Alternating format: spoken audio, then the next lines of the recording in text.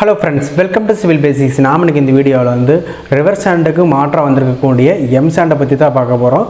M சாண்டுக்கும் river சாண்டுக்குள்ள difference என்ன, so எது வந்து ஸ்ட்ராங்கானது, எதை வச்சு நம்ம வீடு கட்டினா வந்து ஸ்ட்ராங்காக இருக்குது, கிராக்ஸ் வராது அப்படிங்கிற டவுட் எல்லாத்துக்குமே இருக்கும். ஸோ அதுக்கான ஒரு டீட்டெயிலான வீடியோவாக கண்டிப்பாக இந்த வீடியோ இருக்குன்னு நினைக்கிறேன். வாங்க வீடியோக்குள்ளே போகலாம்.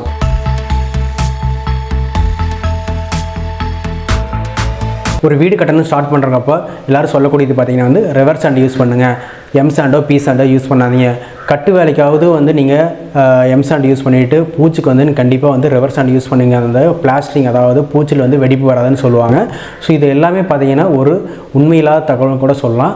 காரணம் பார்த்தீங்கன்னா நீங்கள் ஒரு காங்கிரீட் போடுறீங்க, அதுக்கான ஸ்ட்ரென்த்து பார்த்தீங்கன்னா அதாவது எம் சாண்டை வச்சு காங்கிரீட் போடுற ஸ்ட்ரென்த்தும் அதே மாதிரி ரிவர் சாண்டை வச்சு நீங்கள் காங்கிரீட் போடுறீங்க, ரெண்டோடைய ஸ்ட்ரென்த்து கம்பேர் பண்ணுறப்போ உண்மையிலே பார்த்தீங்கன்னா எம் சாண்டோடைய ஸ்ட்ரென்த்து தான் வந்து அதிகமாக கிடைக்குது. ஸோ அது மட்டும் இல்லாமல் ஏன் வந்து உடனே வந்து ஸ்ட்ரென்த்து கம்மியாக இருக்குது, கிராக்ஸ் வருது அப்படின்னு சொல்கிறாங்கன்னு பார்த்தீங்கன்னா எம் சாண்ட் வந்து செட் ஆகிறதுக்கு வந்து டைம் வந்து அதிகமாக எடுத்துக்கும். செட்டிங் டைம் வந்து எம் சாண்டு ரிவர் சாண்டோட அதிகமாக இருக்கும். ஸோ இதுதான் ரீசன். ஸோ ஃபஸ்ட் நம்ம எம் சாண்டுனா என்னென்னு பார்த்தலாம். எம் சாண்டுனா மேனுஃபேக்சரிங் சாண்ட், அதாவது க்ரஷர் குவாரியில் வந்து நான் பொதுவாக வந்து ஜல்லி அதே மாதிரிக்கு 10 mm 20 mm இந்த மாதிரிக்கு ஜல்லிகளை எடுப்போம். ஸோ இதை வந்து பவுடர் ஃபார்மில் மாற்றி தரதை வந்து எம் சாண்ட். ஸோ இந்த எம் சாண்ட் கிடைக்கிறது பார்த்திங்கன்னா நிறையா ப்ரொசீஜர் கிடைக்குது. டைரெக்டாக வந்து அதை பவுடர் ஃபார்ம் பண்ணிவிட்டு நம்மளுக்கு தர போகிறதில்ல. ஸோ அது என்ன பண்ணுவாங்கன்னா நிறையா ஸ்க்ரீனிங் மெத்தட் பண்ணிவிட்டு அதை ஸ்க்ரீன் பண்ணிவிட்டு நம்மளுக்கு வந்து பவுடர் ஃபார்மில் ரிமூவ் பண்ணிவிட்டு ஒரே சைஸான பார்ட்டிகல்ஸ் மட்டும் தான் தராங்க. பட் நம்ம ரிவர் சாண்டில் அப்படி இல்லை. ரிவர் சாண்டோடைய பார்ட்டிகல்ஸ் நம்ம எல்லாத்துக்குமே தெரியும். ரிவர் ஓரத்தில் எடுத்துகிட்டு வரதுனால வந்து பார்ட்டிகளோட சைஸ் எல்லாமே வந்து டிஃப்ரெண்ட்டாக இருக்கும். அதாவது அந்த கற்களுடைய சைஸ் பார்த்திங்கன்னா டிஃப்ரெண்ட்டாக இருக்கும். பட் இதில் பார்த்திங்கன்னா ஒரே சைஸ் கிடைக்கக்கூடிய சான்ஸ் இருக்குது. அதே மாதிரி இம்ப்யூரிட்டிஸ் பார்த்திங்கன்னா ரிவர் சாண்டில் நிறையா இருக்குது. பட் இதில் பார்த்திங்கன்னா இம்ப்யூரிட்டிஸ் எதுவுமே இருக்காது. ஸோ அதே மாதிரி நிறையா ப்ரொசீஜருக்கு அப்போ தான் நம்மளுக்கு வந்து கை கிடைக்குது. ஸோ இதனால் பார்த்திங்கன்னா ஒரே பார்ட்டிகல் சைஸ் அதாவது யூனிஃபார்ம் ஷேப்பில் கிடைக்கிறனால நம்மளுக்கு கிடைக்கக்கூடிய ஸ்ட்ரென்த்து அதே மாதிரி பிளாஸ்டிங்குடைய ஃபார்மேஷன் எல்லாமே பார்த்திங்கன்னா ஈக்குவலான அளவாக கிடைக்குது. ஸோ நெக்ஸ்ட் நாம் இந்த ரிவர் சாண்டுக்குமே நம்முடைய எம் சாண்டுக்குள்ள மெயினான டிஃப்ரென்ஸ் என்ன பார்த்துடலாம். எம் சாண்டில் பார்த்திங்கன்னா எந்த இம்ப்யூரிட்டிஸுமே இருக்காது. பட் ரிவர் சாண்டில் நம்ம டைரெக்டாக எடுத்து வரனால நிறைய இம்ப்யூரிட்டிஸ் இருக்குது. ஸோ அதனால் நம்ம ஸ்க்ரீன் பண்ணிவிட்டு அதாவது ஜலிச்சுட்டு ஸோ அதுக்கப்புறம் நம்ம யூஸ் பண்ணுற மாதிரி இருக்குது. ஸோ இதை ஸ்க்ரீன் பண்ணுறதுக்கான செலவு பார்த்திங்கன்னா வந்து அதிகமாக இருக்கும். ஸோ அது ஸ்க்ரீன் பண்ணுறக்கூடிய டைம் எடுத்துக்கும். அதே மாதிரி அது கிடைக்கக்கூடிய குவான்டிட்டி பார்த்திங்கன்னா சீவ் பண்ணதுக்கப்புறம் வந்து ரொம்ப குறைவான குவான்டிட்டி தான் கிடைக்கும். பட் நம்ம வந்து எம் சாண்டில் சீவ் பண்ண தேவையில்லை, டைரெக்டாக நம்ம எடுத்து வந்து குவான்டிட்டி யூஸ் பண்ணுற மாதிரி இருக்குது. ஸோ இதனால் லாஸஸ் எதுவுமே அதாவது வேஸ்டேஜ் எதுவுமே வராது. டைரெக்டாக வந்து அமௌண்ட் ஸ்பெண்ட் பண்ணுற அமௌண்ட்டுக்கான அவுட்புட் நம்மளுக்கு கிடைக்கிற மாதிரி இருக்குது.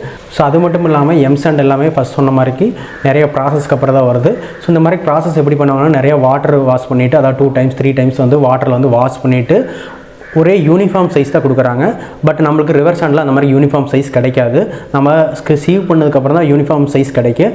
ஸோ அது மட்டும் இல்லாமல் இந்த மாதிரிக்கு சர்டிஃபைடான ஒரு எம் சாண்ட் மேனுஃபேக்சர்கிட்ட போய் வாங்குறப்போ நம்மளுக்கு வந்து குவான்டிட்டி அதே மாதிரி குவாலிட்டியான எம் சாண்ட் கிடைக்கக்கூடிய வாய்ப்பு இருக்குது. ஸோ இந்த எம் சாண்ட்லேயும் நிறைய கலப்படங்கள் நடக்குது. எம் சாண்டில் என்ன பண்ணுவாங்கன்னா இந்த குவாரிடிய டஸ்ட் அதாவது வேஸ்ட் பவுடர் வந்து கலக்கக்கூடிய வாய்ப்பு இருக்குது. ஸோ இந்த மாதிரி கலக்கிறப்ப தான் நம்மளுக்கு கிராக்ஸ் வருது, ஸ்ட்ரென்த் குறையுது, இந்த மாதிரிக்கு நிறைய ப்ராப்ளம்ஸ் எல்லாம் வந்து சைட்டில் வந்து நம்ம ஃபீல் பண்ணக்கூடியதாக இருக்குது. ஸோ குவாலிட்டியான எம் சாண்டோ இல்லை வந்து குட் ரிலையபிள் சப்ளையரோ நம்ம கண்டுபிடிக்கிறது வந்து டேரெக்டாக வந்து ஃபீல்டில் போய்ட்டு அனலைஸ் பண்ணலாம். அல்லது தமிழ்நாடு கவர்மெண்ட்டே பார்த்திங்கன்னா தனியாக ஆஃபீஸில் ஒரு வெப்சைட் இருக்குது. அதாவது தமிழ்நாடு பப்ளிக் ஒர்க் டிபார்ட்மெண்ட் வெப்சைட்டில் பார்த்திங்கன்னா டிஸ்ட்ரிக்ட் வைஸ் யாரெல்லாம் வந்து குட் ரிலையபிளான எம் சாண்ட் சப்ளையர் அப்படிங்கிற வந்து லிஸ்ட் பண்ணிக்கிறாங்க. ஸோ அதில் நம்ம ஏரியாவில் யார் இருக்காங்க அப்படின்னு வந்து அதில் பார்த்துட்டு டைரெக்டாக போய்ட்டு அவன்கிட்ட வந்து நம்ம பர்ச்சேஸ் பண்ணிக்கலாம். ஸோ அடுத்து நாம் எம் சாண்டுன்னு என்ன பி சாண்டுன்னு பார்த்தாலும் எம் சாண்டில் பார்த்திங்கன்னா பார்ட்டிகல் சைஸ் அதாவது கிரைன் சைஸ் பார்த்திங்கன்னா கொஞ்சம் பெருசாக இருக்குது. பட் பி சாண்டில் வந்து பார்ட்டிகல் சைஸ் வந்து கொஞ்சம் சிறுசாக இருக்குது. இந்த எம் சாண்ட் எல்லாமே வந்து பிரிக் ஒர்க்கும் காங்கிரீட் ஒர்க் வந்து அதிகமாக யூஸ் பண்ணுவோம். பிளாஸ்டிக் ஒர்க்குன்னு போகிறப்ப நம்ம அதாவது பூச்சி வேலைன்னு போகிறப்ப கண்டிப்பாக நம்ம பி சாண்ட் யூஸ் பண்ணி தாக்கணும். சில பேர் பார்த்திங்கன்னா எம் சாண்டையும் அதே மாதிரிக்கு நம்முடைய ரிவர் சாண்டையும் மிக்ஸ் பண்ணிவிட்டு யூஸ் பண்ணாங்க. ஸோ இது வந்து தேவையில்லாத ஒன்று தான். நீங்கள் நார்மலாக வந்து எம் சாண்டை யூஸ் பண்ணலாம். ரிவர் சாண்டை ஆட் பண்ணுறப்ப என்னங்க ரிவர் சாண்டுக்கு தனியாக அது கூட அமௌண்ட் போடுற மாதிரி இருக்குது. ஸோ இது வந்து அதே ஸ்ட்ரென்த்தை கிடைக்குது. அதாவது எம் சாண்டு ரிவர் சாண்டி மிக்ஸ் பண்ணி கிடைக்கக்கூடிய ஸ்ட்ரென்த்தும் எம் சாண்டோடைய ஸ்ட்ரென்த்துமே பார்த்தீங்கன்னா ஈக்குவலாக கிடைக்கும். ஸோ ஓவராலாக பார்க்குறப்ப நம்மளுக்கு ரிவர் சாண்டு சிறந்ததா இல்லை வந்து எம் சாண்டு சிறந்தான்னு கண்டிப்பாக வந்து எம் சாண்டு தான் சிறந்தது. ஸ்ட்ரென்த் வைஸ் அதே மாதிரி கிராக் அரெஸ்ட் பண்ணுறது எல்லாமே வந்து எம் சாண்டில் தான் அதிகமாக இருக்குது. பட் செட்டிங் டைம் தான் வந்து கொஞ்சம் எடுத்துக்குது. அதாவது ரிவர் சாண்டு பார்த்திங்கன்னா உடனே செட் ஆகிடும். பட் இது வந்து டைம் எடுத்துக்குது. இதுதான் வந்து ரீசன். ஸோ இதனால் பார்த்திங்கன்னா வந்து நிறையா பேர் வந்து ரிவர் சாண்டு தான் சிறந்ததுன்னு சொல்லிட்டு இருக்காங்க. பட் உண்மையில் வந்து எம் சாண்டு சிறந்ததா. எம் சாண்டை வந்து நம்ம ஃபீல்டில் யூஸ் பண்ணுறப்ப இந்த மிஸ்டேக் வந்து கண்டிப்பாக நிறைய இடத்துல நடந்துகிட்டு இருக்குது. என்ன மிஸ்டேக்னு பார்த்திங்கன்னா நம்ம எம் சாண்டும் நம்முடைய சிமெண்ட்டுமே பார்த்திங்கன்னா ஒரே கலர்ஸில் இருக்குது. இருக்குது. ஸோ அதனால் வந்து ஃபஸ்ட்டு வந்து எம்சாண்டை வந்து சிமெண்ட் கூட மிக்ஸ் பண்ணியிருப்பாங்க. எவ்வளோ அமௌண்ட் ஆஃப் மிக்ஸ் பண்ணணும் நம்ம அப்பீரியன்ஸில், அதாவது பார்வையில் தெரியாது. ஸோ சில இடத்துல பார்த்தீங்கன்னா அதிகமாக மிக்ஸ் பண்ணிடுவாங்க, சில இடத்துல பார்த்தீங்கன்னா கம்மியாக மிக்ஸ் பண்ணிடுவாங்க. ஸோ இந்த ரீசனால் பார்த்தீங்கன்னா வந்து அதோடைய ஒர்க்மேன்ஷிப்பும் மாறிடுது. ஸோ இந்த கிராக்ஸ் வர்றது, ஸ்ட்ரென்த்து ரெடியூஸ் ஆகிறது, இல்லை சேஞ்ச் ஆகிறது, இந்த மாதிரி ப்ராப்ளம்ஸ் எல்லாம் வருது.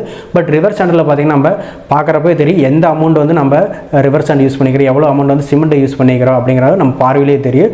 ஸோ இந்த ரீசனால் பார்த்தீங்கன்னா வந்து அதோடைய அவுட்புட்டுமே வந்து சேஞ்ச் ஆகக்கூடிய சான்ஸ் இருக்குது. கண்டிப்பாக இந்த வீடியோவில் ரொம்ப யூஸ்ஃபுல்லாக இருக்குன்னு நினைக்கிறேன். இது போன்ற வீடியோக்களை பார்க்க நம்ம சேனலில் இணைந்திருங்கள். தேங்க்யூ.